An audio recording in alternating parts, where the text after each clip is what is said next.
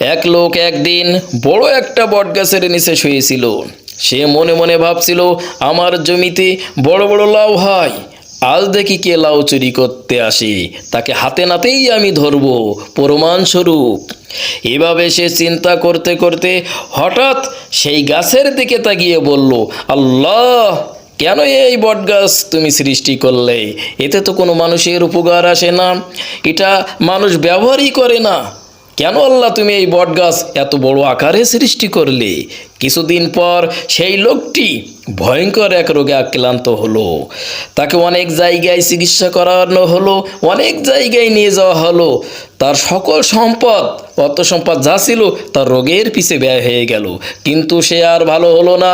অবশেষে একজন হেকিম বলল, বাবা, তোমার রোগের একমাত্র ঔষধ হলো বটগাছের ছাল। এই ছাল ভিজিয়ে খেলে তুমি সুস্থ হয়ে যাবে। এই ছাল ভিজিয়ে এর পানি যদি তুমি ঠিক মতন ব্যবহার করতে পারো বাবা, তাহলে তুমি সুস্থ হয়ে যাবে। লোকটি তখন অবাক হয়ে গেল। যে গাছকে সে একদিন তুচ্ছ মনে করেছিল, অহংকার করেছিল, আজ সেই গাছ তার জীবন বাঁচাবে। তখন তার চোখে পানি চলে আসলো। হে আল্লাহ, তোমার সৃষ্টিতে কোনো ভুল নেই, আমাকে মাফ করে দাও। এবং লোকটি কাঁদতে কাঁদতে সিজদায় পড়ে গেল।